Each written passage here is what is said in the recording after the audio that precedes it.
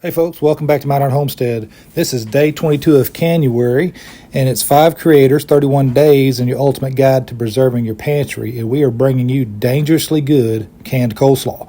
Now this recipe starts with a medium cabbage, a large carrot, a bell pepper, doesn't matter what color, and a small onion. And all of that gets chopped up really fine. We use a food processor, and that's the texture you're looking for.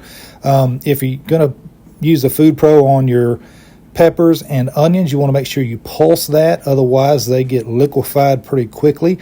And when you're doing all of this, think about the consistency of Kentucky Fried Chicken's coleslaw. That's the size of the chop that we think works best. But get the onions done.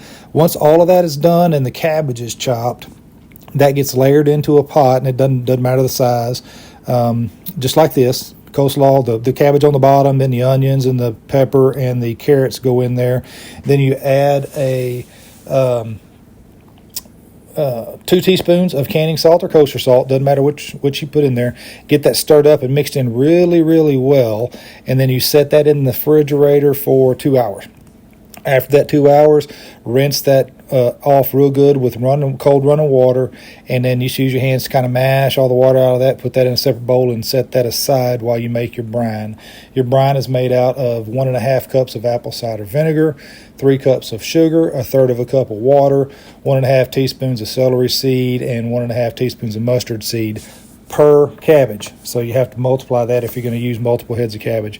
Then you pack that into your jars, and it needs to be packed in really tightly. Use a spoon to get it mashed down in there. You don't want any voids at all. Get it packed into, you have a 1-inch headspace, and then once you get that 1-inch headspace, you'll fill it with brine. And after you get your brine poured on top, use your debubbling tool to really work that brine down to where it gets all the way to the bottom of the jar. You may end up having to take a little bit of the slaw mixture out of the jar once you get the brine in there, but that's fine. You want the brine all the way down to the bottom. Then it gets put into a water bath canner where it's processed for 15 minutes after the water comes to a boil. And there you have it, folks. Beautiful, shelf-stable canned coleslaw.